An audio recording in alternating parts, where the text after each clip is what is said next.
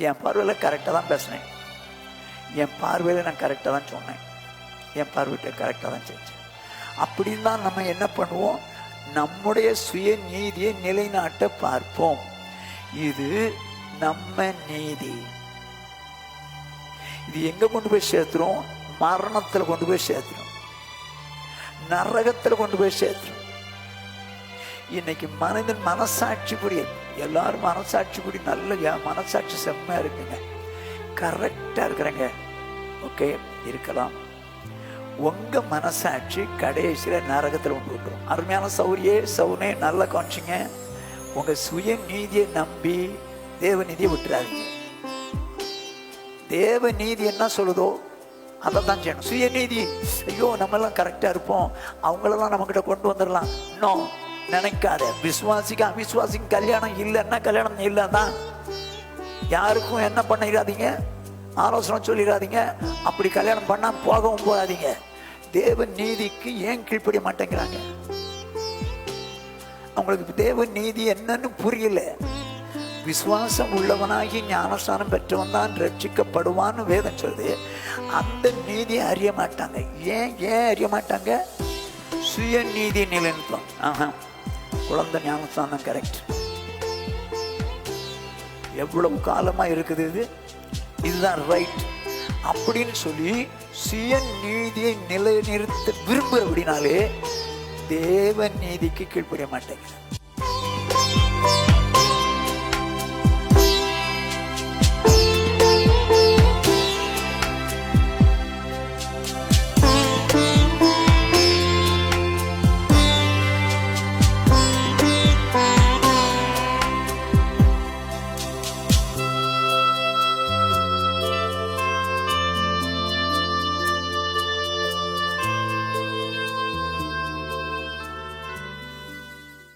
கண்களை மூடி கர்த்தரை நோக்கி பார்ப்போம். எங்களை நேசிக்கிற எங்கள் மகா பரிசுத்தமுள்ள எங்கள் பரலோக பிதாவே, உம்முடைய பரிசுத்தமுள்ள நாமத்தை வாழ்த்தி ஸ்தோத்திரிக்கிறோம். இந்த நாளில் நாங்கள் உம்முடைய சன்னிதானத்தில் வந்து உம்முடைய வேதத்தை ஆராய்ந்து பார்க்கும்படி வந்திருக்கிறோம்ப்பா. நாங்கள் ஆராய்ந்து பார்க்கும்போது அவைகளை விளங்கி கொள்ள உணர்வதாரும் வாழ கிருபைதார். உடைய கரத்தில் அர்ப்பணிக்கிறோம், நீங்க மகிமைப்படுவீராக. இயேசு கிறிஸ்துவின் இன்ப நாமத்தில் பிதாவே, ஆமென். கர்த்தருடைய பரிசுத்த நாமத்திற்கு மகிமை உண்டாகட்டும். நீதிமான் என்கிற தலைப்பின் கீழே நாம் கடந்த 21 வாரங்களாக தியானித்தோம். இந்த நாளில் 22வது வாரமாக தியானிக்க போகிறோம். நீதிமான் என்கிற தலைப்பின் கீழே, இந்த உலகத்திலே எல்லாரும் பாவம் செய்து விட்டார்கள், நீதிமான் ஒருவனாகிலும் இல்லை என்று வேதம் சொல்லுகிறது. அப்போ நீதிமான் ஒருவனாகிலும் இல்லாத போது ஆண்டவராய் இயேசு கிறிஸ்து இந்த உலகத்திலே பாவிகளை ரட்சிக்க வந்தார், நீதிமான்களாக்க வந்தார். அப்படியானால் ஒரு மனிதன் எப்பொழுது நீதிமான் ஆவான்? ரோமருக்கு நிருபம் 5வது அதிகாரம் 9வது வசனம். இப்படி நாம் அவருடைய இரத்தத்தினாலே நீதிமான்கள் ஆக்கப்பட்டிருக்க, அவருடைய இரத்தத்தினாலே நீதிமான்கள் ஆக்கப்பட்டிருக்க. நாம் பாவம் செய்தோம், அக்கிரமம் செய்தோம், அநியாயம் செய்தோம். அப்படிப்பட்ட சூழ்நிலையிலே நாம் பாவியாக இருந்தோம். ஆனால் இயேசு கிறிஸ்து நம்மை நீதிமான்களாய் மாற்ற வேண்டும் என்று எண்ணி இந்த உலகத்திற்கு மனிதனாய் வந்தார். அவர் அடிக்கப்பட்டார், இரத்தம் சிந்தினார், மரித்தார், பாதாளத்திற்கு இறங்கினார், 3ஆம் நாள் உயிரோடு எழும்பினார்.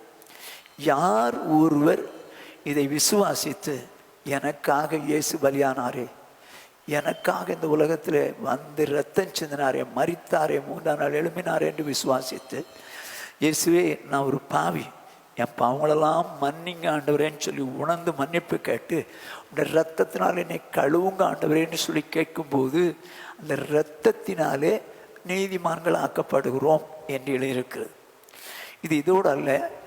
தீத்துவின் புஸ்தகம் 3வது அதிகாரம் 6வது வசனம். தமது கிருபையினாலே நாம் நீதிமான்கள் ஆக்கப்பட்டு. வேதம் சொல்லுகிறது தமது கிருபையினாலே நாம் நீதிமான்கள் ஆக்கப்பட்டோம். அப்படியானால் நம்முடைய சுய கிரியையினாலே நீதிமான்கள் ஆக முடியாது. நம்முடைய சொந்த கிரியைகள்னாலே எந்த மனுஷனாலும் நீதிமான் ஆக முடியாது. வேதம் சொல்லுது தமது கிருபையினாலே நாம் நீதிமான்களாக்கப்பட்டோம். அப்போ தேவனுடைய கிருபை தான் நம்மை நீதிமான்கள் ஆக்கிற்று. எப்படி நீதிமான்கள் ஆனோமா? வேதம் சொல்லுகிறது 5வது வசனம், நாம் செய்த நீதியின் கிரிகள் நிமித்தம் அவர் நம்மை ரட்சியாமல் தமது இரக்கத்தின்படியே மறுஜென்ம முழுக்கினாலும் பரிசுத்த ஆவியினுடைய புதிதாக்குதலினாலும் நம்மை ரட்சித்தார். வேதம் சொல்லுது நாம் செய்த நீதியின் கிரியை நிமித்தம் அவர் நம்மை ரட்சியாமல். அப்படியானால் நாம் தேவனுக்கென்று காணிக்க கொடுத்தோம், ஆலயம் கட்டி கொடுத்தோம், ஃபேன் வாங்கி போட்டோம், லைட் வாங்கி போட்டோம், அப்படிங்கிற நல்ல கிரியைகள் நிமித்தம் அவர் நம்மை ரட்சிக்கவில்லையா? தமது நீதி நிமித்தம், இரக்கத்தின் நிமித்தம் நம்மை ரட்சித்தார். எப்படி ரட்சித்தார்? மறு ஜென்ம முழுக்கினாலும் பரிசுத்த ஆவியின் புதிதாக்கினாலும் நம்மை ரட்சித்தார். அப்போ இயேசுவின் இரத்தத்தினால் கழுவப்பட்ட தேவனுடைய பிள்ளைகள் பாவம் மன்னிப்புக்கென்று ஞான ஸ்நானம் பெறணும், பரிசுத்தாவி பெறணும். இந்த அனுபவம் பெறும்போது நாம் தமது கிருபையினாலே நீதிமான்களாக்கப்படுகிறோம் என்று சொல்லி பார்த்தோம். நாம் கடந்த வாரத்தில் என்ன தியானித்தோம்? கடந்த வாரத்தில் நீதிமொழிகளின் புஸ்தகம் 13வது அதிகாரம் 21வது வசனம், பாவிகளை தீவினை தொடரும், நீதிமான்களுக்கோ நன்மை பலனாக வரும். இப்போ நீதிமான்களுக்கோ நன்மை பலனாக வரும். நீதிமான்களுக்கோ நன்மை வரும் என்று சொன்னால் அது வேறு. நன்மை பலனாக வரும் என்றால் நம்ம ஏதோ செஞ்சாதான் அதுக்கு பலன் வரும். நீதிமானுக்கு நன்மை வரும், ஆனால் பலனாகத்தான் தருவார். நீதிமானுக்கு நன்மை வரும் என்று சொல்லாமல் நன்மை பலனாக வரும். அப்படின்னு அர்த்தம் என்ன? நம்ம ஏதோ கிரியை செய்தால் அதற்காக நன்மையை பலனாக தருவார். அப்போ நம்ம என்ன செஞ்சால் நமக்கு பலன் தருவார். இதை குறித்து தான் கடந்த வாரத்தில் நாம் தியானித்தோம். என்ன செய்தால் நமக்கு தேவன் பலன் தருவார்? ஒரு 8 விதத்தில் பலன் நமக்கு தர வல்லவர் என்று சொல்லி தியானித்தோம். 1, வசனத்துக்கு உடனே கீழ்ப்படியும் போது பலன் கொடுக்கிறவர் என்று தியானித்தோம். 2வது, இயேசுவை சுவிசேஷமாய் அறிவிக்கும் போது பலன் தருகிறார் என்று தியானித்தோம். 3வதாக, தீர்க்கதரிசியை ஏற்றுக்கொள்வதனால் உண்டாகிற பலன் என்று சொல்லி பார்த்தோம். 4வது, நீதிமானை ஏற்றுக்கொள்வதனால் பலன் வரும் என்று பார்த்தோம். 5வது, ஊழியருக்கு கொடுப்பதினால் பலன் வரும் என்று பார்த்தோம். உதாரணமாக பார்த்தோம், எலியா தீர்க்கதரிசி சாரிபாத் ஊரில் உள்ள அந்த விதவை தன் வீட்டில் ஏற்றுக்கொண்டு பஞ்சகாலம் தீர் வரைக்கும் அங்கே தங்க வைத்து சாப்பாடு கொடுத்தார். அதனால அவங்க வீட்டில் ஒரு குறை வைக்கல. மா கலசத்தில் மா குறைவும் இல்லை, எண்ணெய் கலசத்தில் எண்ணெய் குறைவும் இல்லை. பையன் செத்து போயிட்டான், அவனை உயிரோடு கூட எழுப்பியும் கொடுத்துட்டார். ஏன்? ஊழியக்காரருக்கு நம்ம செய்கிறதுனால உண்டாகிற பலன்.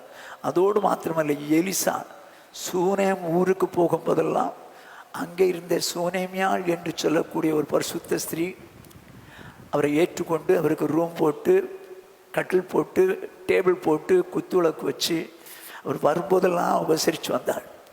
அதை அறிந்த தேவன் குழந்தை இல்லாத அவளுக்கு குழந்தை கொடுத்தார். அதோடு மாத்திரமல்ல, குழந்தை செத்தும் போயிற்று. செத்து போன குழந்தை மறுபடியும் அந்த எலிசா தீர்க்கதரிசி மூலமாக எழுப்பப்பட்டு தாயினிடத்திலே ஒப்பு கொடுத்தார். இதெல்லாம் எதனாலன்னா, ஊழியக்காரருக்கு நன்மை செய்வதனாலே நமக்கு பலனாக தருகிறார் என்று சொல்லி பார்த்தோம். 6வதாக, ஊழியருக்கு காணிக்கை கொடுப்பதினாலே பலன் வரும் என்று சொல்லி பார்த்தோம். 7வதாக, தேவனுக்கு சேவை செய்வதனால், சர்வ் பண்ணுறதுனால் பலன் வரும் என்று சொல்லி பார்த்தோம். எட்டாவதாக நீதிமான் தாழ்மை உள்ளவனாயிருந்தால், கர்த்தருக்கு பயப்படுகிறவனாயிருந்தால் அவனுக்கு என்ன வருமா? சமாதானம் வரும், மகிமை வரும். இது பலனாய் வரும் என்று சொல்லி தியானிச்சோம். இதைத்தான் கடந்த வாரம் தியானிச்சோம். இன்றைக்கு நாம் தியானிக்க போகிறது என்ன? பிரசங்கியின் புஸ்தகம் 7வது அதிகாரம் 15வது வசனம். இவை எல்லாவற்றையும் என் மாயை நாட்களில் கண்டேன். தன் நீதியிலே கெட்டு போகிற நீதிமானும் உண்டு, தன் பாவத்திலே நீடித்திருக்கிற பாவியும் உண்டு. வேதம் சொல்லுது, நல்ல கவனிங்க. தன் நீதியிலே கெட்டு போகிற நீதிமானும் உண்டு. நீதிமான் தான், ஆனால் கெட்டு போகிறான். ஏன் கெட்டு போனான்? தன்னுடைய நீதியிலே அவன் நடக்கும்போது கெட்டு போகிறான். தேவன் நீதி வேறு, மனுஷனுடைய நீதி வேறு. இந்த நீதிமான் தேவ நீதியிலே நடந்தால் கெட்டு போக மாட்டான். வேதம் சொல்லுது, தன் நீதியிலே கெட்டு போகிற நீதிமான் உண்டு. தேவனுடைய நீதி வேறு, மனுஷனுடைய நீதி வேறு. தேவன் நீதியை எப்படி கண்டுபிடிக்கலாம்? மனுஷ நீதி நான் உங்களுக்கு சொல்றேன் எப்படி என்னன்னு. இப்போ தேவ நீதி என்ன? ஏசாயா தீர்க்கதரிசன புஸ்தகம் 55வது அதிகாரம் 8வது 9வது வசனம். என் நினைவுகள் உங்கள் நினைவுகள் அல்ல. இப்போ தேவ நீதியை கவனிச்சுங்க. அவர் சொல்றாரு, என் நினைவுகள் உங்கள் நினைவுகள் அல்ல. உங்கள் வழிகள் என் வழிகளும் அல்லவென்று கர்த்தர் சொல்லுகிறார். உங்கள் வழிகள் என் வழிகளும் அல்லவென்று கர்த்தர் சொல்லுகிறார். பூமியை பார்க்கிலும் வானங்கள் எப்படி உயர்ந்திருக்கிறதோ, பூமியை பார்க்கிலும் வானங்கள் எப்படி உயர்ந்திருக்கிறதோ, அப்படியே உங்கள் வழிகளை பார்க்கிலும் என் வழிகளும், உங்கள் நினைவுகளை பார்க்கிலும் என் நினைவுகளும் உயர்ந்திருக்கிறது. இப்ப என்ன சொல்றாரு? உங்கள் நினைவுகள், 8ஆம் வசனம் சொல்லுது, உங்கள் நினைவுகள் என்னுடைய நினைவுகள் அல்ல. தேவன் நினைவு என்பது வேறு, மனுஷன் நினைவு என்பது வேறு. இன்னைக்கு மனுஷன் நினைவுல தான் செயல்படணும்னு நினைக்கிறான். ஆண்டவர் சொல்றார், உங்க நினைவுகள் என்னுடைய நினைவுகள் அல்லவே அல்ல. அதே போல உங்களுடைய வழிகள் என்னுடைய வழிகள் அல்ல. சொல்லிட்டு என்ன சொல்றாரு? பூமியை பார்க்கிலும் வானம் எவ்வளவாய் உயர்ந்திருக்கிறதோ, அப்படியே உங்கள் வழிகளை பார்க்கலும் என் வழிகளும், உங்கள் நினைவுகளை பார்க்கல என் நினைவுகளும் உயர்ந்தது அப்படின்னு சொல்றாரு. இப்போ தேவனுடைய நினைவு, தேவனுடைய வழி எதை வச்சு கண்டுபிடிப்பீங்க? வேத வசனம்தான் தேவனுடைய நினைவு, தேவனுடைய வசனம்தான் தேவனுடைய வழி. இப்போ ஆண்டவர் சொல்றார், உங்க நினைவு வேற, ஏன் நினைவு வசனம். உங்க வழி வேற, ஏன் வழி வசனம். தேவனுடைய வழியிலே நடந்தால், தேவனுடைய நினைவுகளின்படி நடந்தால், அதாவது வசனத்தின்படி நடந்தால், முடிவில் எங்கே போய் சேருவோம்? பரலோகம் போய் சேருவோம். மனுஷ எண்ணத்தில் நடந்தா, அவன் பார்வையில் அவன் எண்ணம் கரெக்டாக தான் தெரியுது. அவன் பார்வையில் அவன் எண்ணம் கரெக்டாக தான் தெரியுது. அதில் நடந்தா, நீதிமொழிகளின் புஸ்தகம் 16வது அதிகாரம் 25வது வசனம். மனுஷனுக்கு செம்மையாய் தோன்றுகிற வழி உண்டு, அதன் முடிவோ மரண வழிகள். என்ன சொல்றாரு? மனிதனுக்கு செம்மையாய் தோன்றுகிற வழி உண்டு, அது முடிவு மரண வழிகள். தேவனுடைய வழிகளிலே நடந்தால், தேவனுடைய நினைவுகளிலே நடந்தால் அது பரலோகம் கொண்டு போய் சேர்க்கும். ஆனால் மனுஷனுக்கு செம்மையாய் தோன்றுகிறேன், என் பார்வையில் அது கரெக்டாக தான் தெரியுது, என் பார்வையில் கரெக்டாக தான் பேசினேன், என் பார்வையில் நான் கரெக்டாக தான் சொன்னேன், என் பார்வையிட்ட கரெக்டாக தான் செஞ்சேன். அப்படின்னு தான் நம்ம என்ன பண்ணுவோம்? நம்முடைய சுய நீதியை நிலைநாட்ட பார்ப்போம். இது நம்ம நீதி.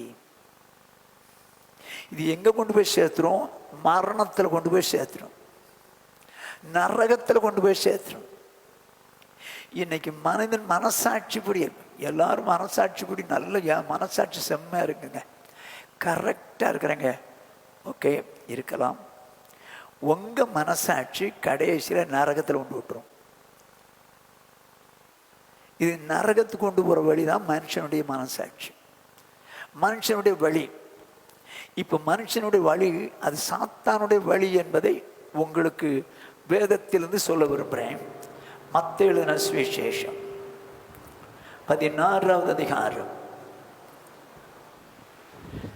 21ஆம் வசனம் முதல் 23ஆம் வசனம் முடிய. அது முதல் இயேசு தாம் எருசலேமுக்கு போய் மூப்பராலும் பிரதான ஆசாரியராலும் வேத பாரகராலும் பல பாடுகள் பட்டு கொலையுண்டு 3ஆம் நாளில் எழுந்திருக்க வேண்டும் என்பதை தம்முடைய சீஷர்களுக்கு சொல்ல தொடங்கினார். இப்போ தனக்கு முன்பாக, இயேசு கிறிஸ்துவுக்கு முன்பாக தம்முடைய சீஷர்கள் உட்கார்ந்துருக்கிறாங்க. அவங்கள பார்த்து சொல்றாரு, நான் எருசலேம் போகிறேன், அங்கே மூப்பராலும் பிரதான ஆசாரியராலும் வேதபாரகராலும் பல பாடுகள் பட்டு கொலையுண்டு 3ஆம் நாளில் எழுந்திருக்க வேண்டும் என்பதை தம்முடைய சீஷர்களுக்கு சொல்ல தொடங்கினார். இது யாருடைய சித்தம் என்பதை அவர் சொல்லுகிறார்? பிதாவின் சித்தம். பிதாவின் சித்தம் இது நடக்கணும்னு சொல்லி அதை சீஷர்களுக்கு சொல்றார். ஆண்டவரே, அப்படியாப்பா அப்படின்னு ஏற்றுக்கொள்ள வேண்டியவர்கள் அந்த சீஷர்கள். ஆனால் இப்படி சொல்லிக்கொண்டு இருக்கும் போதே ஒரு அப்போஸ்தலன் எழுப்பி என்ன பண்றான் பாருங்க, அடுத்த வசனம். அப்பொழுது பேதுரு அவரை தனியே அழைத்து கொண்டு போய், ஆண்டவரே, இது உமக்கு நேரிடக்கூடாதே, இது உமக்கு சம்பவிப்பது இல்லை என்று அவரை கடிந்து கொள்ள தொடங்கினார். இப்ப எல்லா சீஷர்களையும் வச்சுதான் சொல்றாரு, நான் எருசலேம் போறேன், அங்கே மூப்பராலும் பிரதான ஆசாரியர்களும் பிடிக்கப்பட்டு கொலையுண்டு 3ஆம் நாள் உயிரோடு எழும்ப போறேன்னு சொல்லி தேவனுடைய எண்ணத்தை இயேசு சொல்லுகிறார். உடனே குறுக்க வர்றான் பேதுரு, தனியாக கூட்டிகிட்டு போகிறான். கூட்டிகிட்டு போய் சொல்கிறான், இது உங்களுக்கு நேரிடக்கூடாது, இது உமக்கு சம்பவிப்பதில்னு கடிந்து கொள்கிறான். ஐயா, இதுக்கு உங்களுக்கு வராமல் இருந்தால் நல்லா இருக்கும் ஐயா, இல்லை ஐயா உங்களுக்கு இது வேண்டாம் ஐயா அப்படின்னு ரிக்வெஸ்ட் பண்ணல. என்ன சொல்றீங்க நீங்க? இதெல்லாம் உங்களுக்கு நடக்கக்கூடாது, என்ன உரிமை அவனுக்கு. ஆனால் அதில் கடிந்து கொள்ளுகிறான், உரிமையில கடிந்து கொள்கிறான். எப்படி நடக்கும் உங்களுக்கு? அப்படிலாம் உங்களுக்கு நடக்கக்கூடாது அப்படின்னு கடிந்து கொள்றான். இவன் ஒருவேளை நான் நினைக்கிறேன் நல்ல எண்ணத்தில் தான் சொல்லியிருக்கணும். இப்படி செத்து போயிட்டாருன்னா, ஐயோ இவ்வளோ வேதனைப்பட்டு சாகணுமா, வேண்டாம் உங்களுக்கு நடக்கூடாது அப்படின்னு நல்ல எண்ணத்தில் சொல்லியிருக்கிறோம். ஆனால் இயேசு என்ன சொல்றாரு பாருங்க அடுத்த வசனத்தில். அவரோ திரும்பி பேதுருவை பார்த்து, எனக்கு பின்னாக போ சாத்தானே, நீ எனக்கு இடரலா இருக்கிறாய், தேவனுக்கு ஏற்றவைகளை சிந்தியாமல் மனுஷருக்கு ஏற்றவைகளை சிந்திக்கிறாய் என்று. 2 பேருடைய சிந்தனை இங்க இருக்கு, 2 பேருடைய சிந்தனை இங்க இருக்குது. ஒன்று ஆண்டவராய் இயேசு கிறிஸ்துவினுடைய சிந்தனை, அது அவர் பிதாவினுடைய சிந்தத்தை சொல்லுகிறார். நான் பிரதான ஆசாரியர் மூப்பராலும் பிடிக்கப்பட்டு கொலையுண்டு 3ஆம் நாள் எழும்புவேன் அப்படின்னு சொல்றார். இது தேவனுடைய சிந்தனை. ஆனால் மனுஷனுக்கேற்ற சிந்தனை என்னன்னு சொல்றாரு, உங்களுக்கு அப்படி ஆகக்கூடாது, உங்களுக்கு அப்படி நடக்கூடாது அப்படின்னு சொல்லி மனுஷனுக்கேற்ற சிந்தனை. ஏங்க, இவன் மனுஷனுக்கேற்ற சிந்தனை சிந்தித்தான்னா பேதுருவை பார்த்து, பேதுருவே நீ மனுஷனுக்கேற்ற மாதிரி சிந்திக்கிற போ அப்படின்னு சொல்லிக்கலாம். இதுக்கு இடையில சாத்தான் ஏன் வந்தான்? இதுக்கு இடையில சாத்தான ஏன் சொல்றாரு, எனக்கு பின்னாக போ சாத்தானே, நீ எனக்கு இடலா இருக்கிற. அப்படின்னா சாத்தான் மனதில் மனுஷ எண்ணத்தை அவனுக்கு சொல்லிவிட்டான்.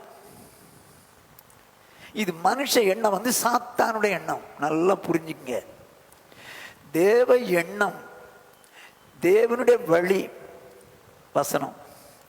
மனுஷ எண்ணம், மனுஷ நீதி சாத்தானுடையது, டெட் அகைன்ஸ்ட். அது வசனமா இருந்தால் தேவ நீதி, வசனத்துக்கு மாறால் நம்முடைய மனசாட்சிப்படி செய்தால் அது மனுஷ நீதி மாத்திரமல்ல, அது சாத்தானால் உண்டாக்கப்பட்ட மனுஷ நீதி. அதைத்தான் வேதம் சொல்லுது, தன்னீதியிலே கெட்டு போகிற நீதிமானம் உண்டு. நீதிமான் தான் அவன் எந்த நீதி செய்ததுனால கெட்டான்? தன்னீதி.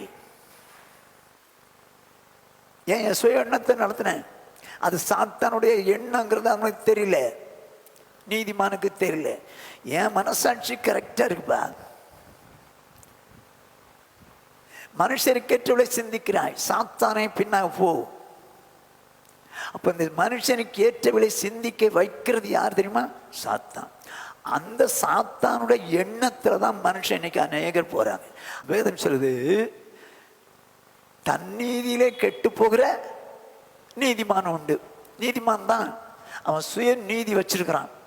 நான் செம்மையாக தான் போகிறேன், நான் செம்மையாக தான் பேசுகிறேன், செம்மையாக தான் நடக்கிறேன்னு சொல்லி சுய நீதியை வச்சிருக்கான். இந்த சுய நீதியில் தான் அவன் கெட்டு போயிட்டான். அவன் கெட்டு போயிட்டான்.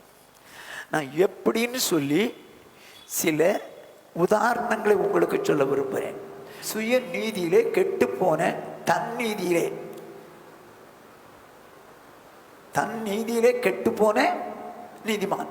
நீதிமான் கெட்டு போக கூடாது, ஆனால் தன்னுடைய நீதியிலே நடக்க வேண்டும் என்று விரும்பினால் அவன் கெட்டுவான். தன்னுடைய நீதி என்பது மனுஷ நீதி, மனுஷ நீதி என்பது சாத்தானுடைய எண்ணம். ஆகையினால என்ன செய்யணும்? மனுஷ நீதிக்கு நம்மளை விடக்கூடாது. வேதவசனம் சொல்லுது ஒன்று, ஆனால் மனுஷ நீதி ஒன்று சொல்லுது. அந்த நீதியை நம்ம செஞ்சோம்னா நம்ம என்ன பண்ணிட்டோம்? நீதிமானாகிய நாம் கெட்டு போயிட்டோன்னு அர்த்தம். நான் உங்களுக்கு உதாரணமாக சொல்கிறேன். ரோமர்கள் நிருபம் 10 1 முதல் 3 வசனங்கள் ஒன்றாய் வாசிப்போம். சகோதரரே, இஸ்ரவேலர் ரட்சிக்கப்பட வேண்டும் என்பதே என் இருதயத்தின் விருப்பமும் நான் தேவனை நோக்கி செய்யும் விண்ணப்பமுமா இருக்கிறது. என்னவா? என்ன சொல்றாரு? சபைக்கு எழுதுகிறார், சகோதரரே, இஸ்ரவேலர் ரட்சிக்கப்பட வேண்டும் என்பது என் இருதயத்தின் விருப்பமும் நான் தேவனை நோக்கி செய்யும் விண்ணப்பமாய். அப்போ இந்த இஸ்ரவேல் யார்? அவங்க நியாயப்பிரமாணத்தில் உள்ளவர்கள். இவர்கள் ரட்சிக்கப்படவில்லை, 10 கற்பனைகளையும் நியாயப்பிரமாணங்களையும் கைக்கொள்கிறவர்கள், இயேசு கிறிஸ்துவின் மூலமாய் ரட்சிப்பை அனுபவிக்காதவர்கள். அப்படிப்பட்ட இஸ்ரவேலர்கள் ரட்சிக்கப்பட வேண்டும் என்பதே அவருடைய விருப்பமும் விண்ணப்பமாக இருக்கிறது. நல்லா கவனிச்சிங்க. இப்போ இஸ்ரவேல் இன்னும் ரட்சிக்கப்படலை, இன்னைக்கு வரைக்கும் ரட்சிக்கப்படாம தான் இருக்காங்க. இயேசு கிறிஸ்துவ மேசியா அப்படின்னு ஒத்துக்க மாட்டாங்க. ஆகவே ரட்சிக்கப்படலை. ஆகையினால என்ன நடக்குதுன்னு பார்ப்போம். 2ஆம் வசனம். தேவனை பற்றி அவர்களுக்கு வைராக்கியம் உண்டென்று அவர்களை குறித்து சாட்சி சொல்லுகிறேன், ஆகிலும் அது அறிவுக்கு ஏற்ற வைராக்கியம் அல்ல.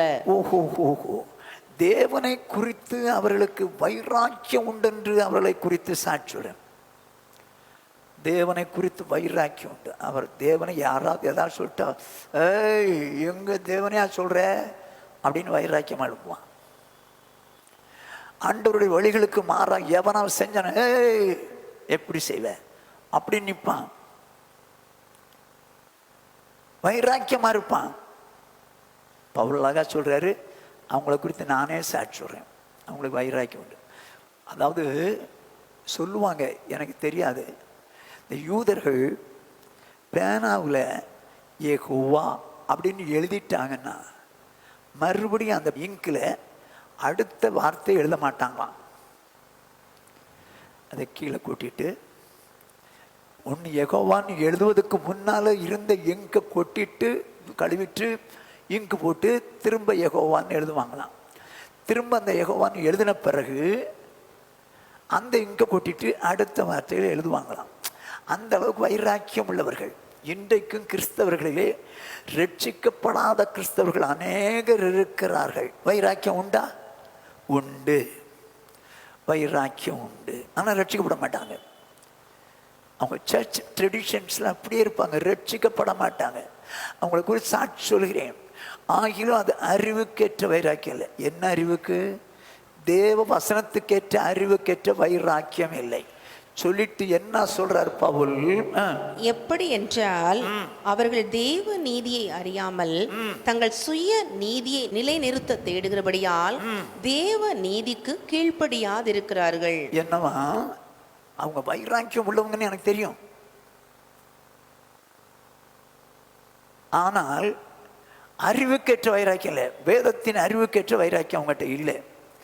அவர்கள் தேவ நீதியை அறியாமல். இப்போ அந்த வைராக்கியம் உள்ளவங்க எந்த நீதி அறியல? தேவ நீதி எங்க இருக்குது? வசனத்தில் இருக்கு. இந்த தேவ நீதியை அறியாமல் தங்கள் சுய நீதியை நிலைநிறுத்த விரும்புகிறார்கள். சுயநீதி, தேவ நீதி வசனம். ஆனால் அவங்களுக்கு வைராக்கியம் உண்டு ஆண்டவர் பற்றி? உண்டு. அப்படியானால் தேவ நீதியின்படி வாழ்வாங்களா? மாட்டாங்க. சுயநீதி என்ன சொல்றதோ அப்படித்தான் வாழ்வாங்க. சுயநீதியின்படி வாழும்போது தேவ நீதி கீழ்ப்படியாமல் போயிடுறாங்க. நான் உதாரணமாக சொல்லட்டுமா? நான் சிஎஸ்ஐ பேக்ரவுண்ட்லேருந்து வந்தவன். சிஎஸ்ஐயில் குழந்தை ஞானஸ்நானம் தாங்க ஒத்துக்காங்க. அத்தில் திடப்படுத்தல் ஒன்று சொல்லுவாங்க. குழந்தை ஞானஸ்நானம் தான் ஒத்துக்குவாங்க. அவங்க வேதம் படிக்கலையா? பைபிள் தெரியாதா? ஏன் அப்படி செய்யணும்னு நினைக்கிறாங்க? அப்போ தேவ நீதிக்கு ஏன் கீழ்ப்படிய மாட்டேங்கிறாங்க? அவங்களுக்கு தேவ நீதி என்னன்னு புரியல. விசுவாசம் உள்ளவனாகி ஞானஸ்தானம் பெற்றவன் தான் ரட்சிக்கப்படுவான்னு வேதம் சொல்லுது. அந்த நீதியை அறிய மாட்டாங்க. ஏன் அறிய மாட்டாங்க? சுய நீதி நிலைநிறுத்துவாங்க. குழந்தை ஞானஸ்தானம் தான் கரெக்ட். எவ்வளவு காலமாக இருக்குது இதுதான் ரைட் அப்படின்னு சொல்லி சுய நீதியை நிலைநிறுத்த விரும்புகிறபடினாலே தேவ நீதிக்கு கீழ்ப்படிய மாட்டேங்கிறாங்க. இன்னைக்கு நிறைய கிறிஸ்தவங்க அப்படிதாங்க, சுய நீதியை நிறைவேற்றணும். எங்கள் சர்ச்சில் அப்படி தான் சொல்லி தந்திருக்காங்க. அதனால் நாங்கள் அப்படித்தான் இருப்போம். அப்படி தான் நிற்கிறாங்களே தவிர அவங்க ஏன் அப்படி செய்கிறாங்கன்னு சொல்லுங்க. தேவ நீதியை அறியவில்லை. அதனால சுய நீதியை நிறைவேற்றணும்னு சொல்லி நினைக்கிறாங்க. ஓகே, நான் சில ஆண்டுகளுக்கு முன்னால் எங்கள் சொந்த ஊருக்கு போயிருந்தேன். திருநெல்வேலி இடையன்குடிங்கிற ஊரில் ஒரு 2 நாள் மீட்டிங். 2 பிரதர்ஸ் சேர்ந்து என்னை வச்சு மீட்டிங் போட்டாங்க. ஓப்பன் டு ஆல், ஒரு கிரவுண்டில். அந்த ஊரில் மேக்சிமம் சிஎஸ்ஐ கிறிஸ்டியன்ஸ். நான் அந்த ஊருங்கிறதுனால ஓரளவுக்கு கூட்டம் வந்துருச்சுது. போய் இறங்கும்போது எனக்கு அந்த கூட்டத்தை அரேஞ்ச் பண்ண 2 பேரும் என்கிட்ட வந்து சொல்கிறாங்க, ஐயா நீங்கள் ஞானஸ்நானத்தை பற்றி சொன்னீங்கன்னா முதல் கல் ஏன் கல் தான் அப்படின்னு சொல்லி இந்த சகோதரர் சொல்கிறார். நான் தான் முதல்ல கல்லெடு தெரிவேன். அவர் ஒரு இன்ஜினியர். எனக்கு அவங்க அப்பாவை தெரியும். அவங்க அப்பா எனக்கு ஜூனியர், அவங்க பெரியப்பா எனக்கு சீனியர். நான் சொல்லியிருக்கான் அந்த நடத்துகிறவங்ககிட்ட, அவர் ஞானஸ்நானத்தை மட்டும் பேசினார்னா முதல் கல் ஏன் கல் தான் சொல்லிட்டாரு. நான் 2 நாள் பிரசங்கம் பண்ணணும்.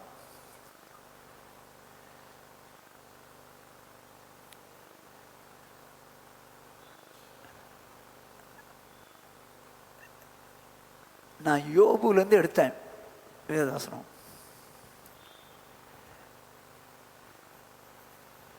மனுஷன் ஏன் பாடுபடுறான், ஏன் உபத்திரவம், இது விடுதலை ஆகிறதுக்கு வழி என்னன்னு முதல் நாள் சொல்லிட்டேன். இயேசு தான் வழி. ஏன் இந்த பிரச்சனைக்கு காரணம் என்னென்னா பாவம் தான். இதில் விடுதலை ஆகணும்னா இயேசு தான் வழின்னு சொல்லி யார் ஒப்பு கொடுக்குறீங்கன்னு சொன்னபோது நிறையா ஒப்பு கொடுத்தாங்கன்னு வச்சுக்குவோம். இது வரைக்கும் பிரச்சனை இல்லை.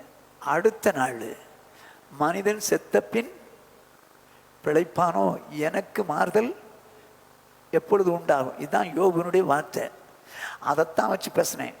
எனக்கு எப்பொழுது மாறுதல் வரும்? அப்படியானால் உன் பிரச்சனைக்கு காரணமே பாவம்தான். உனக்கு மாறுதல் வரணுன்றியே.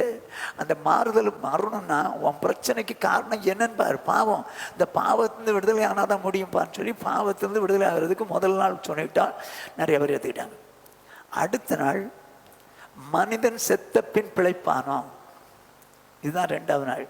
அப்போ செத்த பிறகு வாழ்க்கை உண்டா?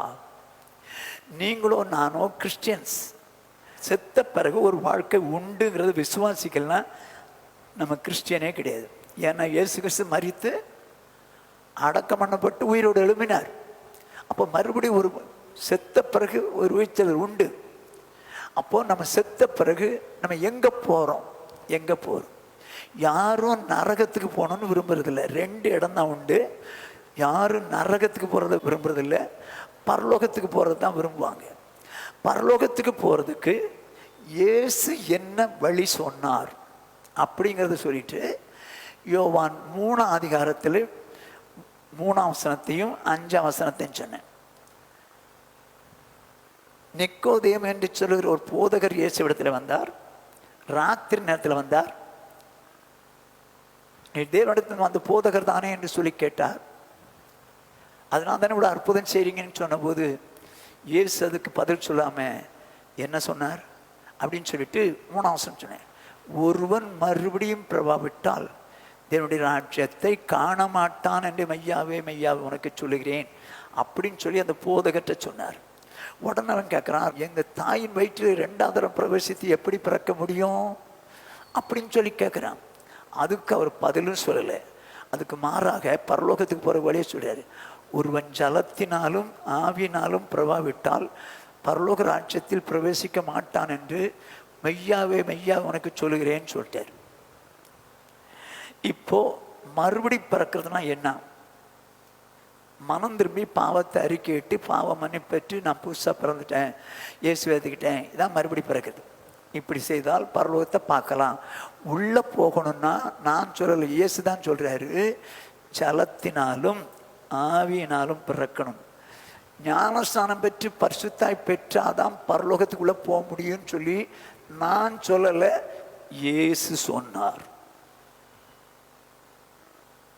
நான் சொல்லலை, இயேசு சொன்னார். இயேசு சொன்னதை மாத்துறதுக்கு யாருக்குமே ரைட்டு கிடையாது. யாருக்குமே ரைட்டு கிடையாது. சொல்லிட்டு நீங்க இதை நம்புனீங்கன்னா செயல்படுங்க, செயல்பட்டால் பரலோகம் போகலாம். இதே காரியத்தை தான் உங்க ஜெப புஸ்தகத்தில் எழுதி வச்சிருக்குது. உங்க ஜெப புஸ்தகத்தில் எழுதி வச்சிருக்குது. என்ன எழுதிருக்குது? வானத்தையும் பூமியும் படைத்த சர்வ வல்லமையுள்ள பிதாவாகிய ஒரே தேவனை விசுவாசிக்கிறேன். நிச்சயாஸ் விசுவாச பிரமாணம் நீங்க மாசத்துல ஒரு தடவை சொல்லுவீங்கல்ல, அதில் எழுதிருக்குது. என்ன எழுதி தெரியுமா? வானத்தையும் பூமியும் படைத்த சர்வ வல்லமையுள்ள பிதாவாகிய ஒரே தேவனை விசுவாசிக்கிறேன். 2ஆம் பேராகிராஃபில் அவருடைய குமாரனும் நம்முடைய நாதருமாய் இயேசு கிறிஸ்துவை விசுவாசிக்கிறேன். அவர் தெய்வத்தில் தெய்வமானவர், ஜோதியில் ஜோதியானவர், மெய்தேவன் மெய்தேவனானவர்னு சொல்லி 2ஆம் பேராகிராஃபில் இயேசு கிறிஸ்துவை பற்றி இருக்குது. அவர் வருகிற வரைக்கும் இருக்குது. அதில் 3ஆம் பேராகிராஃப் பரிசுத்தாய் உண்டு என்று விசுவாசிக்கிறேன். ஒரே பொதுவான அப்போஸ்தலர் திருச்சபை உண்டு என்று விசுவாசிக்கிறேன். பாவம் மன்னிப்புக்கு என்று நியமிக்கப்பட்ட ஒரே ஞானஸ்நானத்தை அறிக்கையிடுகிறேன் என்று சொல்லி நிசையா விசுவாச பிரமாணத்தில் இருக்கிறது. அதை மாதம் ஒரு முறை கம்யூனியன் சமயத்தில் நீங்க சொல்றீங்க. சொல்லல? நீங்க சொல்லலையா? பாவம் மன்னிப்புக்கென்று நியமிக்கப்பட்ட ஒரே ஞானஸ்நானத்தை அறிக்கையிடுறேன். குழந்தை ஞானஸ்நானத்தை சொல்லவே இல்லையே. பாவம் மன்னிக்கப்பட்டதற்காக ஞானஸ்நானம்னு சொல்லி அதில் எழுதியிருக்குது. எப்படி குழந்தை ஞானஸ்நானம் கொடுப்பீங்க? நீங்க குழந்தை ஞானஸ்நானம் கொடுத்துட்டு அப்புறம் அதை சொல்லாத. அதை சொல்றதா இருந்தால் குழந்தை ஞானஸ்நானத்தை நிறுத்திடு. கொஞ்சம் ஸ்ட்ராங்காகவே பேசிட்டேன். ஆகவே நீங்க ட்ரெடிஷன்ஸை பின்பற்றாதீங்க, உங்க நீதியை பின்பற்றாதீங்க. தேவ நீதி சொல்லுது மனம் திரும்பி ஞானஸ்நானத்தை பரிசுத்தா பெற்றாதான் போக முடியும் அப்படின்னு சொல்லி ஸ்ட்ராங்காக சொல்லிட்டேன். அப்போவும் சொன்னேன், இந்த பாரு, நான் சொல்றது வசனம், நீ வசனத்தையே நீ நம்பலைன்னா கூட நீ மாதம் சொல்ற அப்ப இருந்து ஜெப புஸ்தகத்தை வச்சு கம்யூனியன் சுமத்துல நீ பைபிளை நம்பலைன்னா கூட நீ சொல்ற ஜெப புஸ்தகமே உன்னை நியாயந்திருக்கும். நீ சொல்ற பத்தியா ஜெப புஸ்தகத்துல அதுவே உன்னை நியாயந்திருக்கும் அப்படின்னு சொல்லி ஸ்ட்ராங்கா பேசிட்டு பரலோகத்துக்கு போகணும்னு ஆசைப்படுறவங்கலாம் யாருன்னா நிறைய பேர் கை வைத்தினாங்க. இவன் எங்க இருக்கிறான்னு எனக்கு தெரியவே தெரியாது. ஒரு கல்லும் எனக்கு வரல. அதே நேரத்தில் 2-3 மாதம் கழித்து எனக்கு மீட்டிங் வச்சுருந்த அந்த பிரதர் சொன்னாங்க, அண்ணா அந்த உங்கள் மீட்டிங்கில் உங்களை கல் எடுத்துருவேன்னு சொன்னானே, அவன் பக்கத்து ஊரில் உள்ள ஒரு சபைக்கு போய் ஞானஸ்நானம் எடுத்துட்டு ஊழியத்துக்கே போயிட்டானே. கர்த்தருக்கு மகிமை உண்டாகட்டும். அவன் ஏன் அன்னைக்கு அப்படி பேசுனான்? தேவநீதி அறியலை, அதனால சுயநீதியை நினைப்பான். ஆனா தேவநீதியை அறிஞ்ச உடனே ஆகா இப்படி அல்லவா வசனம் இருக்குதுன்னு சொல்லி புரிஞ்சுக்கிட்டான். அதைத்தான் பவுல் சொன்னாரு, இஸ்ரவேலர் ரட்சிக்கப்பட வேண்டும் என்பது என்னுடைய விருப்பமாக இருக்கிறது, விண்ணப்பமாக இருக்கிறது. அவர்கள் தேவ நீதியை அறியாதபடினாலே சுயநீதியை செய்கிறார்கள் அப்படின்னு சொன்னார். அப்போ அவங்க ரட்சிக்கப்படாதவங்க ஏன் சுயநீதி செய்யறாங்க? தேவ நீதி என்னன்னு அவங்களுக்கு தெரியாது. ஆனா இப்போ நீங்களும் நானும் நீதிமான்கள்,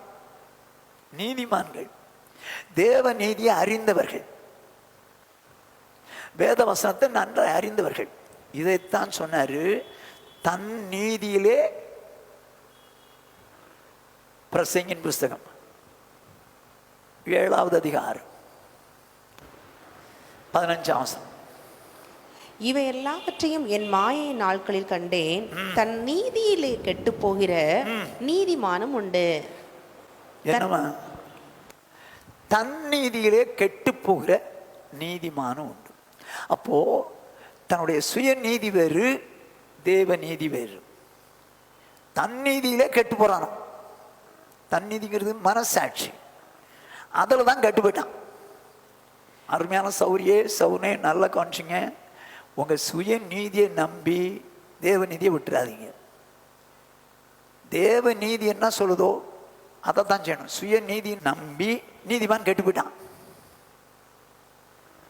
மனசாட்சி சொல்லுதுங்க, என் மனசாட்சி கரெக்டா இருக்கு. நான் அதுக்கு ஒரு 2-3 உதாரணம் சொல்ல பார்க்கிறேன். சரிதானா? யோசுவாவின் புஸ்தகம் 6வது அதிகாரம் 18வது 19வது வசனங்களை பார்ப்போம்.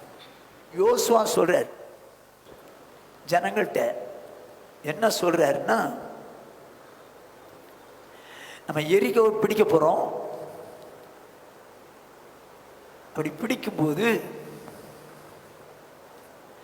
அந்த ஊருக்குள்ள இருக்கிறது சாபத்தீடானது, அதில் உள்ள ஒன்றையும் எடுக்காதீங்க அப்படின்னு சொல்லி ஜனங்களுக்கு ஆண்டவருடைய வார்த்தையாக இந்த யோசுவா ஜனங்களுக்கு சொல்றார். என்ன சொல்றாரு பாருங்க, வாசிங்க. சாபத்தீடானதில் ஏதாகிலும் எடுத்துக்கொள்ளுகிறதினாலே நீங்கள் சாபத்தீடாகாதபடிக்கும் இஸ்ரவேல் பாளையத்தை சாபத்தீடாக்கி அதை கலங்க பண்ணாதபடிக்கும் நீங்கள் சாபத்தீடானதற்கு மாத்திரம் எச்சரிக்கையாயிருங்கள். என்னவா? சாபத்தீடானது அந்த எரிகோவில இருந்து எதையாவது எடுத்தீங்கன்னா சாபத்தீடாயிரும். அதனால நீங்கள் சாபத்தீடாபடிக்கும் இஸ்ரவேல் பாளையத்தை சாபத்தீடாக்கி அதை கலங்க பண்ணாதபடிக்கும் நீங்கள் சாபத்தீடானதற்கு மாத்திரம் எச்சரிக்கை. அங்க உள்ளதை எடுக்காதீங்க, எதெல்லாம் எந்த பொருளும் எடுக்காதீங்க சொல்லிட்டு 19ஆம் வசனம் என்ன சொல்றாரு பாருங்க. சகல வெள்ளியும் பொன்னும் வெண்கலத்தினாலும் இரும்பினாலும் செய்யப்பட்ட பாத்திரங்களோ கர்த்தருக்கு பரிசுத்தமானவைகள், அவைகள் கர்த்தரின் பொக்கிஷத்தில் சேரும் என்றான். கவனமா கேட்டுங்க, என்ன சொல்றாங்கிறது புரிஞ்சுங்க. அங்க உள்ள எந்த பொருளும் எடுக்காதீங்க. ஒருவேளை அங்க வெள்ளி இருக்கலாம், பொன்னு இருக்கலாம், வெண்கலம் இருக்கலாம், இரும்பினால் செய்யப்பட்ட பாத்திரங்கள் இருக்கலாம். இதெல்லாம் எங்க உள்ளது? கர்த்தருக்கு பரிசுத்தமானவர்கள். அது கர்த்தருடைய பொக்கிஷத்தில் சேர வேண்டியது. அது உங்களுக்குரியதில்லை. எந்த பொருளும் எடுக்கக்கூடாது. இந்த பொருட்கள் எல்லாம் கர்த்தருக்குரியது, கர்த்தருடைய பொக்கிஷத்தில் சேர வேண்டியது. இது யாருடைய கட்டளை? யோசுவா தேவனால் கொடுத்த கட்டளை. தேவ நீதி தானா இது? தேவ நீதி தானா? தேவனால் சொல்லப்பட்டது நீதி. ஆனால் ஒரு மனுஷன் சுயநீதியை செய்ய விரும்புகிறான். சுயநீதி. வாசிங்க 7வது அதிகாரம் 1ஆம் வசனம். இஸ்ரவேல் புத்திரர் சாபத்தீடானதிலே துரோகம் பண்ணினார்கள். சாபத்தீடானதுல ஒண்ணுமே எடுக்க கூடாதுன்னு சொன்னார். இஸ்ரவேல் புத்திரர் சாபத்தீடானதில் துரோகம் பண்ணினார்கள் என்று இருக்கிறது. எப்படி எனில் யூதா கோத்திரத்து சேராகுடைய குமாரனாகிய சப்தியின் மகன் கர்மிக்கு பிறந்த ஆகான் என்பவன் சாபத்தீடானதிலே சிலதை எடுத்துக்கொண்டான். ஆகையால் இஸ்ரவேல் புத்திரர் மேல் கர்த்தருடைய கோபம் மூண்டது. என்ன சொல்றாரு? கர்த்தருடைய ஆவியானவர் எழுதி வச்சிருக்காரு. என்னவா? கர்மிக்கு பிறந்த ஆகான் என்பவன் சாபத்தீடானதிலே சிலவற்றை எடுத்துக்கொண்டான். இப்போ எடுக்கக்கூடாது என்பது தேவநீதி. ஒன்னும் எடுக்கக்கூடாது என்பது தேவநீதி. இவன் தன் மனசாட்சிப்படி எடுத்து வச்சுக்கிட்டான். அவன் நீதி சொல்லுது நம்ம எடுத்து வச்சுக்கோம், பின்னால் ஏதாவது உபயோகப்படும். எடுத்து என்னதான் பண்ணான்? இதனால ஆயிப்பட்டணத்தை பிடிக்கும்போது 36 பேர் வெட்டப்பட்டாங்க. உடனே யோசுவா அலறான், ஆண்டவரே இப்படி இந்த மாதிரி ஆயிட்டோமே அப்படின்னு சொன்னபோது, உங்களில் ஒருவன் ஆகாதவனாக இருக்கிறான், அவனை கண்டுபிடி, கோத்திரம் கோத்திரமாக கொண்டு வா, குலங்குலமாக கொண்டு வா, குடும்பமாக கொண்டு வா, கடைசியில் பேர் பேராக கொண்டு வா, அதில் யாருன்னு கண்டுபிடிச்சிக்கோ அப்படின்னு சொன்னார். இப்போ ஆகான் அங்கே உள்ளே இருந்துக்கிட்டே கோத்திரம் கோத்திரமாக கொண்டு வர்றாங்க. அப்போ கூட ஐயா நான் தெரியாமல் பண்ணிட்டேன் ஐயா, என்னை மன்னிச்சுங்க ஐயான்னு கேட்டிருக்கலாமே. அவன் இது எங்கே தெரிய போகுதுன்னு நினச்சானே நமக்கு தெரியல, அமைதியாக இருந்துட்டான். கடைசியில் குடும்பத்துக்கு வந்தாங்க, இவன் குடும்பம் வந்துடுச்சு. பேர் பேராக கூப்பிட்டதில் இவன் பேரும் வந்துடுச்சு. அவன் சொல்கிறான், என் மகனே ஏன்பா இப்படி செஞ்ச, ஏன் இப்படி செஞ்ச அப்படின்னு சொல்லி கேட்டபோது, என்னதான் பண்ணனேன்னு சொல்லி யோசுவா அன்பா கேட்குறான். அதுக்கு அவன் என்ன சொல்றான் பாருங்க, 20வது வசனம். அப்பொழுது ஆகான் யோசுவாவுக்கு பிரதித்திரமாக, மெய்யாகவே நான் இஸ்ரவேலின் தேவனாகிய கர்த்தருக்கு விரோதமாக பாவம் செய்தேன். நான் பாவம் எப்படி செஞ்சான்? இவன் மனசாட்சியில நமக்கு இந்த பொருட்கள் எடுத்து வச்சா பிரயோஜனமா இருக்கும்.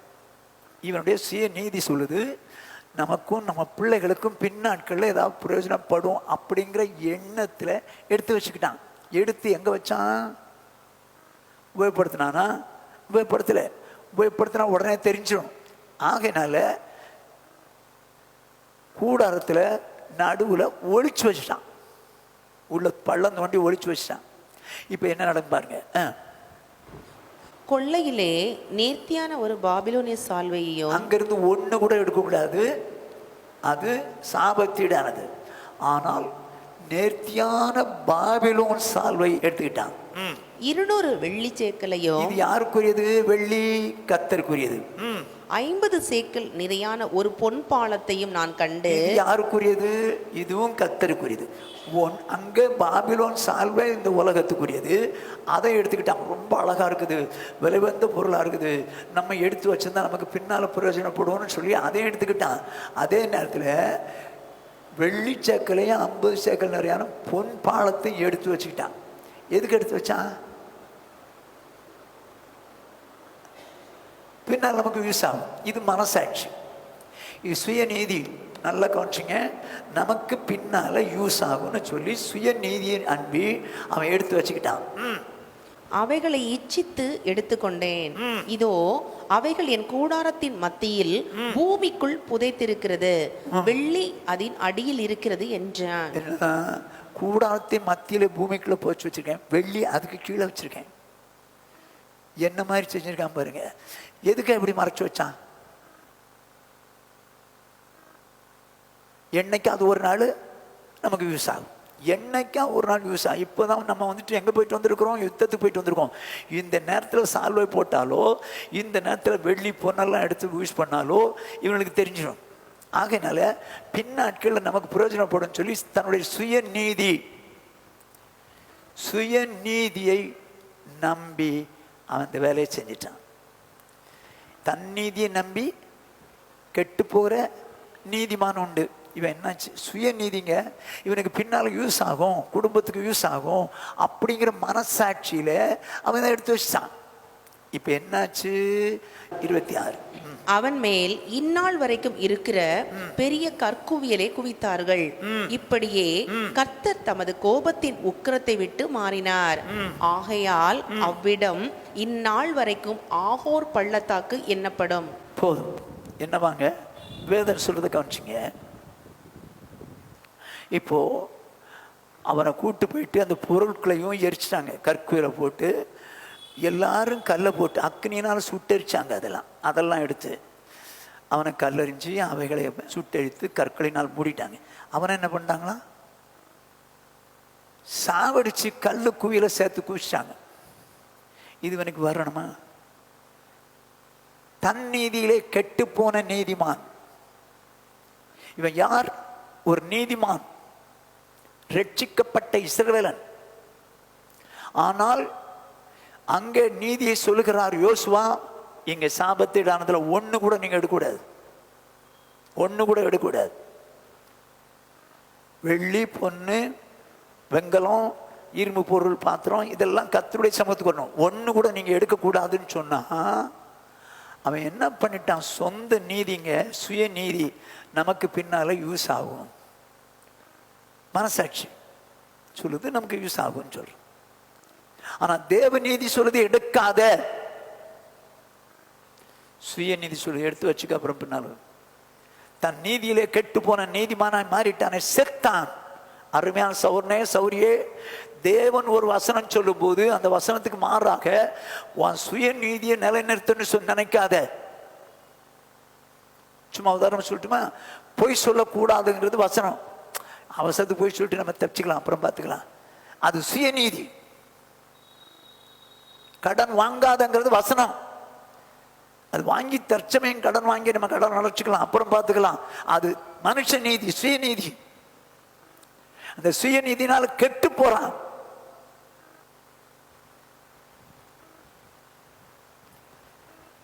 இன்னைக்கு தேவ நீதி தான் நம்மளை பிழைக்க வைக்கும். தேவ நீதி தான் கர்த்தருடைய சன்னிதானத்தை கொண்டு போய் நிற்கும்.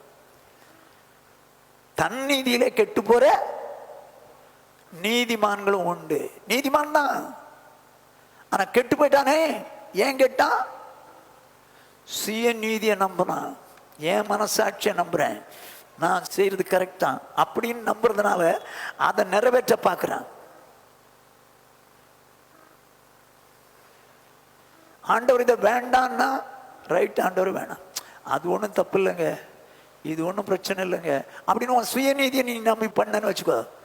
அது உன் சுயநீதி, அதில் நீ கேட்டு போயிடுவோம். போ, நான் இன்னும் உங்களுக்கு சொல்கிறேன், அது வெள்ளியும் பொண்ணெல்லாம் கர்த்தருடையது, எடுக்காதப்பான்னா அதை எடுத்து ஒழிச்சு வைக்கிட்டேனே. இன்னைக்கும் ஆண்டவர் பொண்ணு இதெல்லாம் போடாதன்பா, அதெல்லாம் போட்டால் ஒன்றும் தப்பில்லை. இது மனுஷ நீதி. தன் நீதியிலே கெட்டு போகிற நீதிமான்களும் உண்டு. இன்னும் சொல்கிறேன், உபாகம் 5வது அதிகாரம் 7ஆம் வசனத்திலிருந்து 9ஆம் வசனம் முடியும். என்னை அன்றி உனக்கு வேறே தேவர்கள் உண்டாயிருக்க வேண்டாம். இஸ்ரவேல் ஜனங்களுக்கு கர்த்தர் கொடுக்கிற 10 கற்பனைகளில் 1 முதலாவது கற்பனை, என்னை அன்றி உனக்கு வேறே தேவர்கள் உண்டாயிருக்க வேண்டாம். மேலே வானத்திலும் கீழே பூமியிலும் பூமியின் கீழ் தண்ணீரிலும் உண்டாயிருக்கிறவர்களுக்கு ஒப்பான ஒரு சுரூபத்தையாகிலும் யாதொரு விக்கிரகத்தையாகிலும் நீ உனக்கு உண்டாக்க வேண்டாம். நீ அவைகளை நமஸ்கரிக்கவும் சேவிக்கவும் வேண்டாம். என்ன சொல்றாரு? முதல்ல உண்டாக்காதன்னாரு, அப்புறம்தான் நமஸ்கரிக்கிறது சேவிக்கிறது. நமஸ்கரிக்காத சேவிக்காதன்னாரு. ஃபர்ஸ்ட் பாயிண்ட் உண்டாக்க கூடாது, அப்புறம் சேவிக்க கூடாது. நமஸ்கரிக்கவும் கூடாது, சேவிக்கவும் கூடாது. இது தேவ நீதி. கவனமா கேட்டுங்க. விக்கிரகத்தை உண்டாக்கவும் கூடாது, அதை நமஸ்கரித்து சேவிக்க கூடாது. இது தேவநீதி தானே? என்ன தேவநீதி? இப்போ இங்க ஒரு மனுஷனை பார்ப்போம். அவன் ஒரு இஸ்ரவேலன், அவன் தேவனை நேசிக்கிறவன், தேவனை அவனை நேசித்தார். வாசிப்போம் 1 ராஜாக்களின் புஸ்தகம் 11வது அதிகாரம்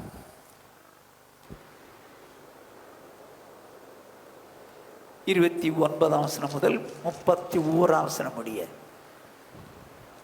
அக்காலத்திலே யெரொபெயாம் எருசலேமிலிருந்து வெளியே போகிற போது சீலோனியனான அகியா என்னும் தீர்க்கதரிசி, இப்போ அக்காலத்திலே யெரொபெயாம் எருசலேமிலிருந்து வெளியே போகிற போது, அந்த நாளில் எருசலேம் சமாரியா எல்லாம் சேர்ந்தது தான் 12 கோத்திரம். அதை முதல்ல அரசாண்டது யார்? சவுல். 2வது அந்த முழு கோத்திரத்தையும் 12 கோத்திரத்தையும் அரசாண்டது யார்? தாவீது. 3வது அரசாண்டது யார்? சாலமோன். 4வது அவங்க பையன் வரும்போது தான் பிரிவினை வருது. எப்படின்னு பார்த்துங்க. இப்போ அந்த பையன் வரும்போது தான் இந்த எருசலேமை பிரிக்கிறார். எப்படி இந்த இஸ்ரவேல் ஜனங்களுடைய கோத்திரத்தை பிரிக்கிறார். இப்போ யெரொபெயாம் என்று சொல்லக்கூடிய ஒரு தேவனுடைய மனுஷன், அவனுக்கு ஆண்டவர் ஆசீர்வாதம் கொடுக்கிறார். எப்படின்னு பாருங்க, வாசிங்க. வெளியே போகிற போது சீலோனியனான அகியா என்னும் தீர்க்கதரிசி புது சால்வையை போர்த்து கொண்டிருந்து வழியிலே அவனை கண்டான். இருவரும் வயல்வெளியிலே தனித்திருக்கையில், என்னவா? இப்போ அகியா என்னும் தீர்க்கதரிசி புது சால்வை போத்துக்கிட்டு வர்றான். ஒரு தீர்க்கதரிசி வர்றான். இவனை பார்த்துட்டான். யார? யெரொபெயாம பார்த்துட்டான். பார்த்த உடனே அந்த தீர்க்கதரிசி தேவ சித்தப்படி என்ன சொல்றான் பாருங்க. இவனும் இஸ்ரவேலன், தேவனை வணங்குகிறவன். இப்ப அந்த தீர்க்கதரிசி என்ன செய்யறான் பாருங்க. அகியா தான் போர்த்து கொண்டிருந்த புது சால்வையை பிடித்து அதை 12 துண்டாக கிழித்து போட்டு யெரொபெயாமை நோக்கி, 10 துண்டுகளை எடுத்துக்கொள். இஸ்ரவேலின் தேவனாகிய கர்த்தர் சொல்லுகிறது என்னவென்றால், இதோ நான் ராஜ்ய பாரத்தை சாலமோனுடைய கையிலிருந்து எடுத்து கிழித்து உனக்கு 10 கோத்திரங்களை கொடுப்பேன். கர்த்தருக்கு மகிமை உண்டாகட்டும். இப்போ இவனும் தேவனை வணங்கக்கூடிய ஒரு இஸ்ரவேலன். இவனுக்கு ஒரு ஆசீர்வாதத்தை தேவன் தருகிறார். தேவனுக்கு பயப்படுகிறவன். யாரவன்? யெரொபெயாம். யெரொபெயாம் தேவனே கொடுக்கிறார். அகியா போத்து கொண்டிருக்க புது சால்வை 12 துண்டா கிழிச்சான். 10 துண்டு அவன்கிட்ட கொடுத்துட்டு, எப்பா நீ 10 கோத்திரத்தை அரசாள்வாப்பா உனக்கு கொடுத்துட்டேன். தேவத்தினுடைய தீர்மானத்தை கொஞ்சம் பார்த்துங்க. தேவனுக்கு பயப்படுறவங்க அவன். அதனால தான் அவனை தெரிஞ்சுக்கிட்டாரு. 10 கோத்திரத்தை நீ அரசு ஆடுவான்னு சொல்லி ஆண்டவர் சொல்லிட்டார். இப்போ சாலமோனுக்கு அப்புறம் தேசம் பிரிஞ்சு போகுது. 2 கோத்திரத்தை சாலமோன் மகன் ரெகொபெயாம் ஆளுகிறான். 10 கோத்திரத்துக்கு ராஜா யாரு? யெரொபெயாம். யெரொபெயாம். இப்போ இவர் நிம்மதியாக அரசாட்சி போயிடலாம்ல. சமாரியாவை என்ன பண்ணுறான்? தன்னுடைய ராஜ்யபாரத்தின் தலைநகராக மாற்றணும்னு சொல்கிறான். அதுக்கு வேற ஒரு ஊரை கட்டிட்டான். வேற ஒரு ஊரை கட்டி அதை கேபிட்டல் ஆக்குறான். இப்போ பாருங்க 12ஆம் அதிகாரம் 27ஆம் வசனத்திலிருந்து 30 முடிய. இந்த ஜனங்கள் எருசலேமில் உள்ள கர்த்தருடைய ஆலயத்திலே பலிகளை செலுத்த போனால், இந்த ஜனங்களின் இருதயம் யூதாவின் ராஜாவாகிய ரெகொபெயாம் என்னும் தங்கள் ஆண்டவன் வசமாய் திரும்பி, அவர்கள் என்னை கொன்று போட்டு யூதாவின் ராஜாவாகிய ரெகொபெயாமின் பாரிசமாய் போய்விடுவார்கள் என்று தன் மனதிலே சிந்தித்துக் கொண்டிருந்தான். இப்போ சுய நீதியை பாருங்க. தேவ நீதி என்ன? 10 கோத்திரத்தை நீ அரசாள்வன், நான் உன்கிட்ட கொடுத்துட்டேன். இது தேவ நீதி. இவன் சுய நீதி என்ன சொல்லுது? ஆஹா, எருசலேமில் தான் தேவ ஆலயம் இருக்குது. இங்கிருந்து ஜனங்கள் தொழுகிறதுக்கு அங்கே போனாங்கன்னா அந்த ராஜாவன் பாரிசமாக போயிடுவாங்களோ, அவன் பட்சமாக போயிடுவாங்களோ அப்படின்னு பயப்படுறான், சிந்திக்கிறான். சுயநீதியை பாருங்க. சுயநீதி. ஆண்டவர் தான் 10 கோத்திரம் எனக்கு கொடுத்துட்டாருல்ல, அதைத்தான் அரசாடுவேன். ஸ்ட்ராங்காக இருக்கலாம் இல்லவா? ஆண்டவர் சொன்ன வார்த்தையின்படி வாழ்ந்திருக்கலாம் அல்லவா? தான் சுயநீதியை நம்பி கெட்டு போற நீதிமான பாருங்க, அவன் என்ன பண்ணிட்டான்? சுயநீதி அவங்க போயிடுவாங்க, அதனால என்ன பண்றான்? ஆகையால் ராஜாவானவன் யோசனை பண்ணி பொன்னினால் 2 கன்றுக்குட்டிகளை உண்டாக்கி ஜனங்களை பார்த்து, நீங்கள் எருசலேமுக்கு போகிறது உங்களுக்கு வருத்தம். இஸ்ரவேலரே, இதோ இவைகள் உங்களை எகிப்து தேசத்திலிருந்து வரப்பண்ணின உங்கள் தேவர்கள் என்று சொல்லி. என்னவா? இப்போ ஜனங்களை கூப்பிடுறான், ஒரு யோசனை பண்றான், தான் சுய நீதியை நம்புறான். இவனுக்கு அப்படியே அங்கே போயிடுவாங்களே, எருசலேம் தேவாலயத்தில் போய் ஆராதிக்க போறேன்னு கடைசியில் யார் பாரிசமாக போயிடுவானுங்க? ரெகோபயாம் பக்கமாக போயிடுவாங்க. அதனால ஒரு சுய நீதி, அவன் எண்ணத்தை, அவன் மனசாட்சி விட ஒரு காரியம் செய்கிறான். என்ன செஞ்சான்? 2 கண்ணுக்குட்டியை செஞ்சான். நீங்கள் எருசலேம் போகிறது ரொம்ப கஷ்டங்க, அவ்வளோ தூரம் ஏங்க போகணும்? இதோ இவைகள் எகிப்திலிருந்து உங்களை வரப்பண்ணின தேவர்கள் என்று சொல்லி. யார்கிட்ட? ஜனங்களோ மெய் தேவனாகிய கர்த்தரை யெகோவாகிய தேவனை வணங்குறவங்க. இவன் ராஜா சொல்றதான் சட்டத்துக்கு வரும். ஆகவே இந்த ராஜா என்ன சொல்றான்? நீ அங்க போறது ரொம்ப கஷ்டம், இங்க பாருங்க 2 கண்ணுக்குட்டி வச்சுங்க, இதுதான் உங்களை அழைத்து வந்த தெய்வர்கள் சொல்லிட்டு ஒன்னை எங்க வைக்கிறான், ஒன்னை எங்க வைக்கிறான் பாருங்க. ஒன்றை பெத்தேலிலும் ஒன்றை தானிலும் ஸ்தாபித்தான். இந்த காரியம் பாவமாயிற்று. ஜனங்கள் இந்த ஒரு கன்றுக்குட்டிக்காக தான் மட்டும் போவார்கள். போதும். என்னவா? இப்போ இந்த கண்ணுக்குட்டிக்காக தான் வரைக்கும் போவாங்க. உன்னை பெத்தேல்ல வச்சான், உன்னை தான்ல வச்சான். இது யாருடைய நீதி?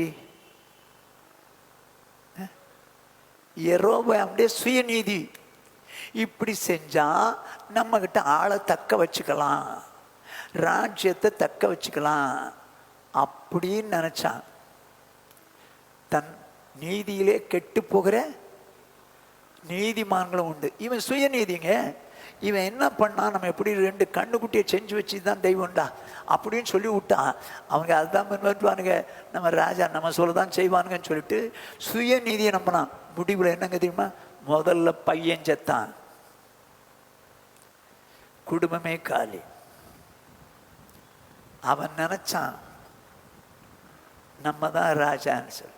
அருமையான தேவஜனமே, வசனம் என்ன சொல்றதோ அதுதான் தேவநீதி. வசனத்துக்கு மாறாக உன் சுயநீதி, உன் மனசாட்சி சொல்லி அதெல்லாம் தப்பு இல்லை, அது ஒன்றும் பரவாயில்ல அப்படின்னு உன் மனசாட்சி சொல்லிச்சுன்னா அது சுயநீதி. உன் சுயநீதியில நீ தேவநீதியை விட்டுட்டு சுயநீதியில கெட்டு போயிடாது. நீதிமான் தான் யெரொபெயாம், நீதிமான் தான். சுயநீதியில கெட்டுட்டானே, கெட்டு போயிட்டானே. நீ நீதிமான் தான். தேவ வசனத்தின்படி வாழ வேண்டியவங்க, அதுதான் வசனம். தேவ நீதியின்படி தான் செய்யணும். ஆனால் உன் மனசாட்சின்னு சொல்றது சுயநீதி, அது ஒன்றும் தப்பு இல்லைங்கப்பா, இது ஒன்றும் பரவாயில்லப்பா, அது ஒன்றும் ஆண்டவர் அப்படி ஒன்றும் கோவிச்சுக்க மாட்டாருப்பா அப்படிலாம் சொல்றதுக்கு உங்களுக்கு என்ன ரைட்ஸ் இருக்கு? அது சுயநீதி. சுயநீதி. கடனுக்காக பிணைப்படக்கூடாதுன்னு இருக்கு. நீ அடுத்தவன்ட்ட பிணைப்படுற. கடன் வாங்கக்கூடாதுங்கிறது வாங்கல, அது கடன் வாங்க தானே கூடாது. பிணைப்பட்ட என்ன? பிணைப்படக்கூடாதுன்னு வசனம் இருக்கு. அடுத்தவன்கிட்ட போய் கடனுக்காக பிணைப்படுறிய, உன் சுயநீதி. நண்பன் என்ன நினைப்பான், என் கூட வேலை பார்க்குறவங்க என்ன நினைப்பாங்க, ஷூரிட்டி போடலாம் நம்மளை தப்பா நினைப்பாங்கல்ல. அது உன் சுயநீதி. உன் சுயநீதி. உன் சுயநீதியில தேவநீதியை விட்டுற. சுயநீதினால நீ நீதிமானாய், நீ உன் சுயநீதினால கெட்டு போயிட்டியே, கெட்டு போயிரியே. நான் பண்றது ரைட்டு தான் நினைக்காத. அது உன் மனுஷ நீதி, உன் சுயநீதி. இன்னொரு சம்பவத்தை சொல்லிட்டு நான் முடிக்கிறேன். எல்லாருக்கும் தெரிஞ்சது உபாகமம் 7ஆம் அதிகாரம் 1-4. நீ சுதந்திரிக்க போகிற தேசத்தில் உன் தேவனாகிய கர்த்தர் உன்னை பிரவேசிக்க பண்ணி உன்னை பார்க்கிலும் ஜனம் பெருத்த ஜாதிகளாகிய ஏத்தியர், கிர்காசியர், எமோரியர், கானானியர், பெரிசியர், ஏவியர், எபூசியர் என்னும் 7 பலத்த ஜாதிகளை உனக்கு முன்பாக துரத்தி. நல்லா கவனிச்சுங்க, இவங்கள கானான் தேசம் கொண்டு போறாரு. அங்கே போகும்போது உன்னை பார்க்கலும் ஜனம் பெருத்த ஜாதிகளான ஏத்தியர் இவங்களெல்லாம் உனக்கு முன்பாக துரத்தி உன் தேவனாகிய கர்த்தர் அவர்களை உன்னிடத்தில் ஒப்பு கொடுக்கும் போது அவர்களை முறிய அடித்து அவர்களை சங்காரம் பண்ண கடவாய். இவங்களை விட அவங்க ஜாஸ்தி தான், ஜனம் பெருத்தவர்கள் தான், ஆனாலும் அவங்கள முறியடிச்சு அவங்கள சங்காரம் பண்ண கடவாய். அவர்களோட உடன்படிக்கை பண்ணவும் அவர்களுக்கு இரங்கவும் வேண்டாம். அவங்களோட உடன்படிக்கை பண்ணிடாத, அவங்க அவிசுவாசிகள். அவங்க எங்க உள்ளவங்க? கானானியர், புறஜாதி மக்கள். அவங்களோட உடன்படிக்கை பண்ணாத, அவங்களுக்கு இறக்கம் செய்யாத, அழிச்சிரு. தேவ நீதியை பாருங்க. அவர்களோட சம்பந்தம் கலவாயாக. சம்பந்தம்னா என்னங்க? பொண்ணு எடுத்து மாப்பிள்ளை கொடுத்து பொண்ணு, இதெல்லாம் சம்பந்தம் கலவாயாக. உன் குமாரத்திகளை அவர்கள் குமாரருக்கு கொடாமலும் அவர்கள் குமாரத்திகளை உன் குமாரருக்கு கொள்ளாமலும் இருப்பாயாக. என்னை பின்பற்றாமல் அந்நிய தேவர்களை சேவிக்கும்படி அவர்கள் உன் குமாரரை விலக பண்ணுவார்கள். அப்பொழுது கர்த்தருடைய கோபம் உங்கள் மேல் மூண்டு உங்களை சீக்கிரத்தில் அழிக்கும். என்னதான் சொல்றாரு? என்னை பின்பற்றாமல் அந்நிய தேவர்களை சேவிக்கும்படிக்கு உன் குமாரரை விலக பண்ணார். ஏங்க, அவங்களோட சேர்ந்துடாதீங்க, அவங்களோட சம்பந்தங்களா வந்துடுங்க. உங்க பிள்ளைகளை அவங்களோடு கூட சேர்த்து அந்நிய தெய்வத்தை வணங்க வச்சிருவாங்க அப்படின்னு சொல்லிவிட்டாரு. இது எப்போ இருக்குது? மோசே காலத்தில் நியாயப்பிரமாணம் கொடுக்கும்போது தேவநீதி. தேவநீதி, இந்த தேவநீதி சாலமோனுக்கு தெரியுமா? தெரியும். இப்ப சாலமோன் என்ன பண்றான் பாருங்க. 1 ராஜாக்களின் புஸ்தகம் 11வது அதிகாரம் 1 முதல் 3 வசனங்கள். ராஜாவாகிய சாலமோன் பார்வோனின் குமாரத்தியை நேசித்ததும் அல்லாமல் மோவாபியரும், அம்மோனியரும், ஏதோமியரும், சீதோனியரும், ஏத்தியருமாகிய அந்நிய ஜாதியாரான அநேகம் ஸ்திரீகள் மேலும் ஆசை வைத்தார். அந்த ஜாதிகளை துரத்திரு, அவங்களோடு கூட ஐக்கியப்படாதுன்னு சொல்லி ஆண்டவர் அன்னைக்கு சொன்னார். நியாயப்பிரமாணத்தில் சொன்னார் தேவநீதி. இப்ப சுயநீதி விரும்புறான் பாருங்க. யாரு? சாலமோன். அழகா இருக்கிறா. பார்வோனின் குமாரத்தி, மோவாபியர், அம்மோனியர், ஏதோமியர், சீதோனியர், ஏத்தியர், அந்நிய ஜாத், இவங்கெல்லாம் சோ பியூட்டிஃபுல். எனக்கு இருந்தா நல்லா இருக்கும். இவன் சுயநீதி. எத்தனை பேரும் கல்யாணம் பண்ணிக்கலாம், அது அவன் இஷ்டம். ஆனால் இவன் யாரை கல்யாணம் பண்ணக்கூடாது? கானானியர்கள் உள்ள யாரையும் அவங்களோட சம்பந்தம் கொள்ளக்கூடாது. இது அவனுக்கு தெரியுமா? தெரியும். ஆனாலும் இவன் சுயநீதி சொல்லுது. ஒருவேளை நான் இப்படி நினைக்கிறேங்க, சுயநீதியில் அவன் என்ன நினைச்சிருப்பான்? அந்த பொம்பளை எல்லாம் நம்ம இஷ்டப்படி கொண்டு வந்துடலாம் அப்படின்னு நினைச்சிருக்கலாம். அப்படின்னு நினைச்சிருக்கலாம். அப்படிதான் நினைச்சான்னு வச்சு காட்டினான்னு சொல்லுது. அவன் தேவ நீதியை அறிந்தவன். ஆனால் சுயநீதி சொல்லுது அந்த பொம்பளையில கட்டிக்க. 700 மனைவிகள், 300 மறுமனையாட்டிகள். 2ஆம் வசனம் என்ன சொல்லுதுன்னு பாருங்க. கர்த்தர் இஸ்ரவேல் புத்திரரை நோக்கி, நீங்கள் அவர்கள் அண்டைக்கும் அவர்கள் உங்கள் அண்டைக்கும் பிரவேசிக்கலாகாது. அவர்கள் நிச்சயமாய் தங்கள் தேவர்களை பின்பற்றும்படி உங்கள் இருதயத்தை சாய பண்ணுவார்கள் என்று சொல்லியிருந்தார். எங்க சொன்னாரு? உபாகமத்துல சொல்லி இருந்தார். இதுதான் தேவநீதி. இதுதான் தேவநீதி. இப்ப சுயநீதி என்ன சொல்லுது? இவங்கெல்லாம் அழகா இருக்காங்க, இவங்களெல்லாம் நம்ம கட்டி வச்சுக்கலாம். இது சொந்த நீதிங்க. சுய நீதினால இவ்வளவு பெண்களை சேர்த்துட்டான். 700 மனைவிகள், 300 மறுமனையாட்டிகள். நான் என் கண்ணு கண்டதுல ஒன்னையும் விட்டு வைக்கிறேன்ட்டான். கடைசியில் முடிவு என்னங்க? ஆண்டவர் சொன்னதான் உண்மை. அவர்கள் உங்களுடைய இதயங்களை வழிவிலக பண்ணுவாங்க அப்படின்னு சொல்லியிருந்தார். அதே போலதான் இந்த பெண்கள் கடைசி நாட்களில் வயசான காலத்தில் அந்நிய தேவர்களை பின்பற்றும்படிக்கு வழிவிலக பண்ணினார். முடிஞ்சிட்டானே. நீதிமான் தான், தன் நீதியிலே கெட்டு போன நீதிமான் ஆயிட்டானே. சுயநீதி, ஐயோ நம்மெல்லாம் கரெக்டாக இருப்போம், அவங்களெல்லாம் நம்மக்கிட்ட கொண்டு வந்துடலாம், இன்னும் நினைக்காத. விசுவாசிக்க அவிசுவாசிக்கும் கல்யாணம் இல்லைன்னா கல்யாணம் இல்லைன்னா யாருக்கும் என்ன பண்ணிடாதீங்க, ஆலோசனை சொல்லிடாதீங்க. அப்படி கல்யாணம் பண்ணால் போகவும் போகாதீங்க. அது தேவசனத்துக்கு மாறன்னு தேவ நீதி இல்லை, சுயநீதி. சுயநீதி நிறைய பேர் சொல்லுவாங்க, அவளை நம்ம கொண்டு வந்துட்டோன்னு நம்ம ஆண்டவருடைய வழியில் நடத்திடலாம். இல்லைங்க, முடியாதுங்க, முடியாது. விசுவாசிக்கும் அவிசுவாசி சம்மந்தம் இல்லைன்னா சம்மந்தம் இல்லை தான். உங்கள் நீதியின்படி நீங்கள் செஞ்சு கெட்டு போயிடாதீங்க, கெட்டு போயிடாதீங்க. இப்போ சாலமோன் கெட்டு போயிட்டானே, கோபம் கொள்வாருன்னு சொல்லி உபாகமத்தில் பார்த்தோம்.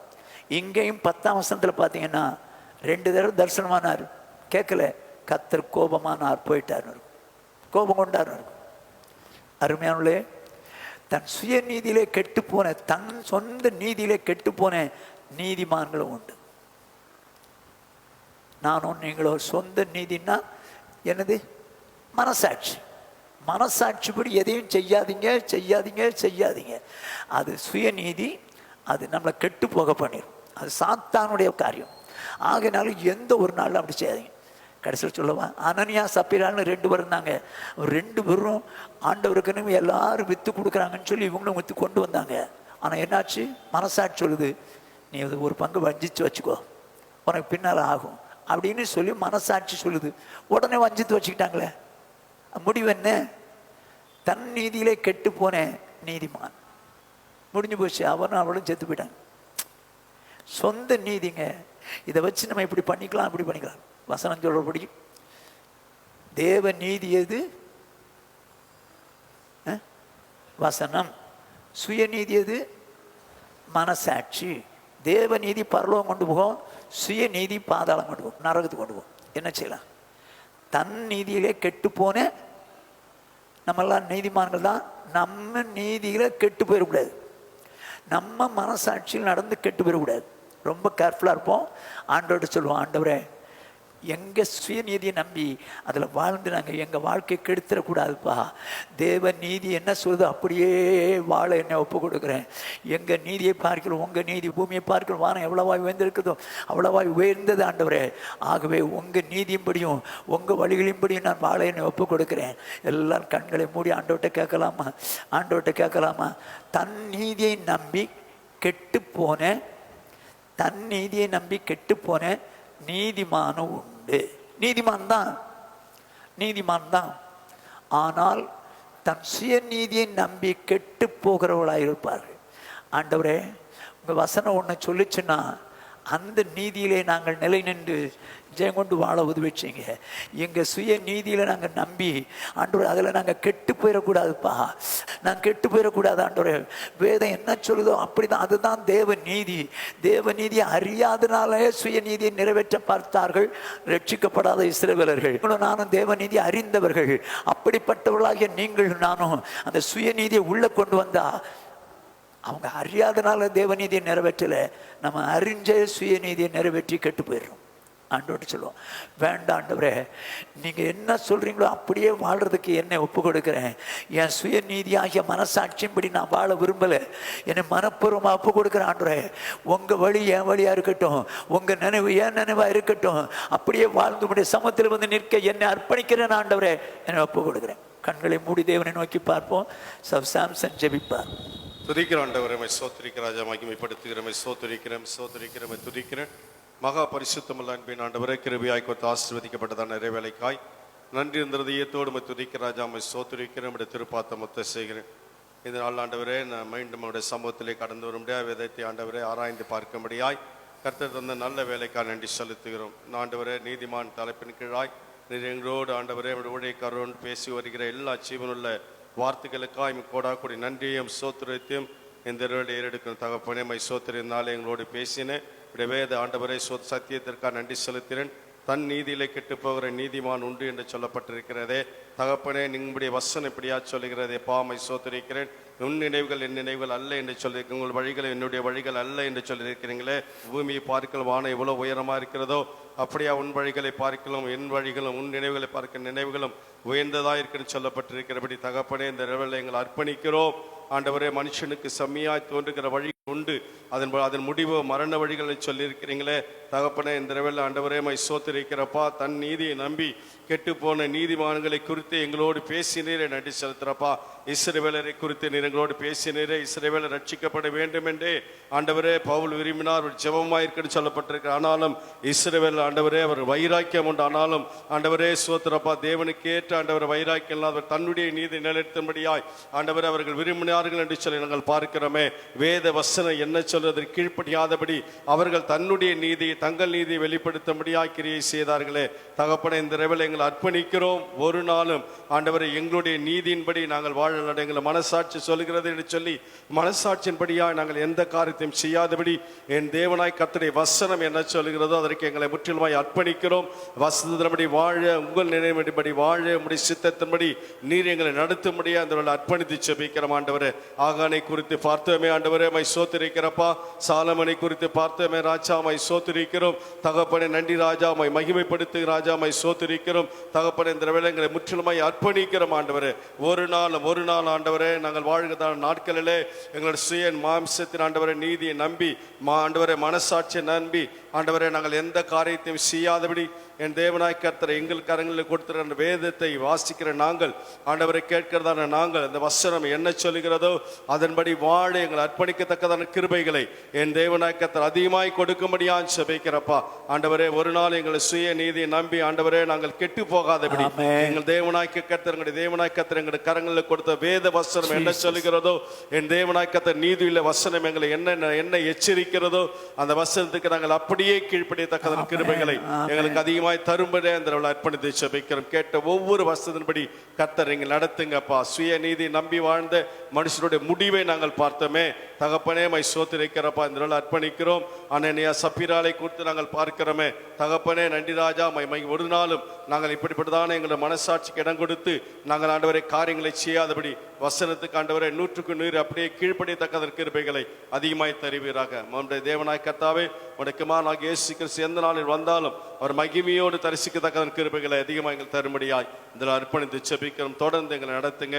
இந்த வேதத்தில் அநேக ரகசியங்களை மறைபொருளை ஆண்டவரை தாசனை கொண்டு எங்களோடு நீங்கள் பேசுங்க, கற்றுத்தாருங்க. கற்றுக்கொண்டுங்க பிரிமாய் வாழ உதவி செய்வ தாழ்த்துகிறோம். இயேசு நாம செபிக்கிற எங்கள் ஜீவனுள்ள நல்ல பிதாவே ஆமென். என் ஆத்துமாவே கர்த்தரை ஸ்தோத்திரி, என் முழு உள்ளமே அவருடைய பரிசுத்த நாமத்தை ஸ்தோத்திரி. என் ஆத்துமாவே கர்த்தரை ஸ்தோத்திரி, அவர் செய்த சகல உபகாரங்களையும் மறவாதே. ஆமென். நம்முடைய கர்த்தராகிய இயேசு கிறிஸ்துவினுடைய கிருபையும் பிதாவாகிய தேவனுடைய அன்பும் பரிசுத்த ஆவியானுடைய ஐக்கியமும் அன்யோன்யமும் ஆறுதலும் சமாதானமும் இன்றும் என்றும் நம்மனவரோடும் உலகிலுள்ள சகல பரிசுத்தங்களோடு காப்பதாக. ஆமென். ஹல்லேலூயா, ஹல்லேலூயா, ஹல்லேலூயா.